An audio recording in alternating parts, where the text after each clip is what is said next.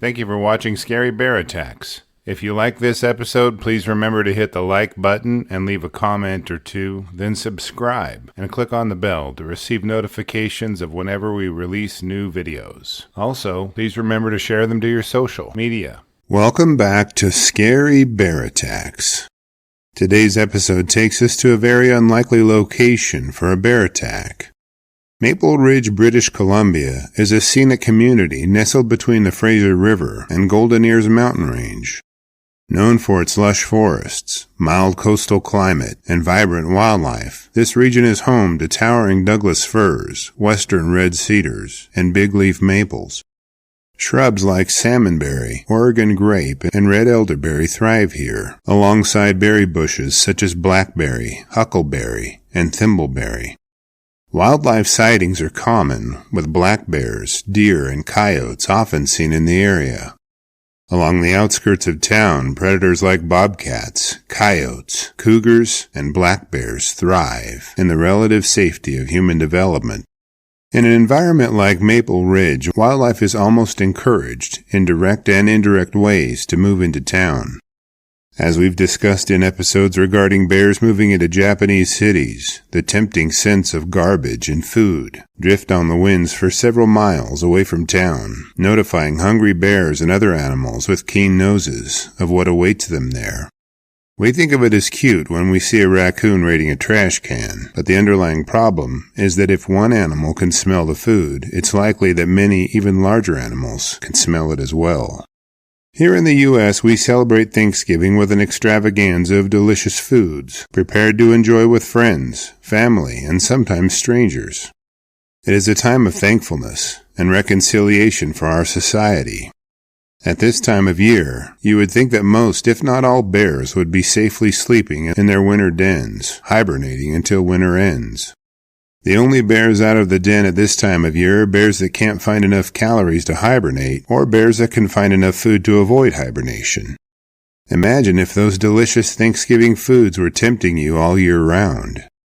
The only way to get a seat at the table would be to slink along the brush-crowded riverbanks crisscrossed with walking paths, led by tantalizing scents.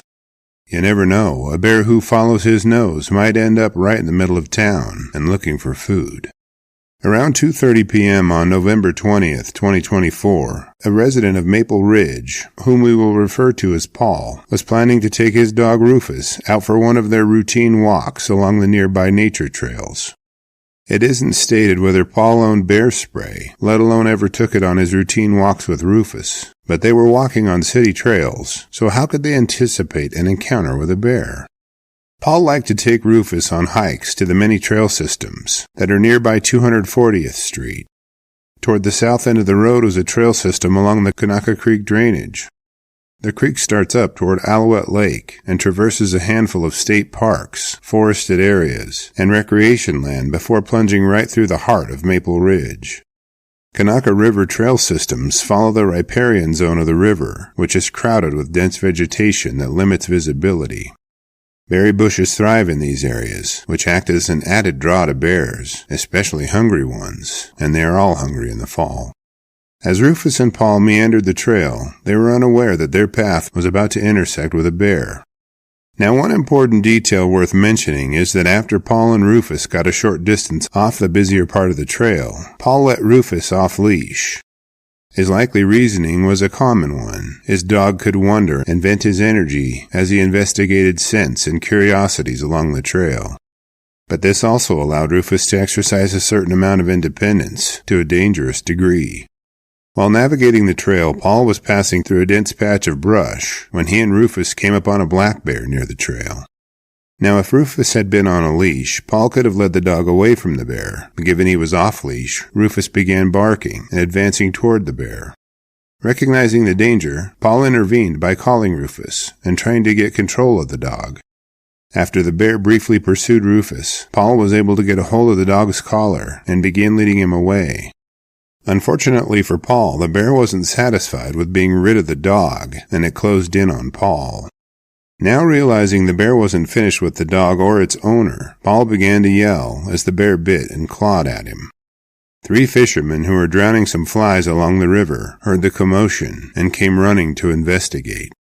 Now facing 4 men and a dog, the bear could have simply fled back into the foliage, but the irritation of the incident had raised its ire to the point of no return. In an unrelenting attack on Paul, the bear continued slashing Paul with its claws and biting any portion of the man that got within range. The weapons the fishermen chose to defend Paul with were not the best options. They had a fillet knife, which they used to gut any fish they chose to keep. One of the fishermen bravely worked his way into a position that allowed him to repeatedly stab the stubborn black bear as it would not release its grasp on Paul. The men eventually subdued the bear, and it succumbed to its wounds. Paul was rushed to the hospital for treatment of non-life-threatening injuries, and Rufus was not reportedly injured during the conflict. The fishermen were not injured during the confrontation according to reports. Following the incident, the attack was investigated by wildlife officers.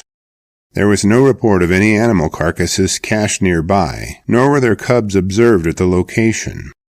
Speaking of cubs, our Cub Tier membership on Patreon, linked below, will give you ad-free early access to our episodes, and the $3 per month goes a long way in helping me continue to produce educational and entertaining content like this.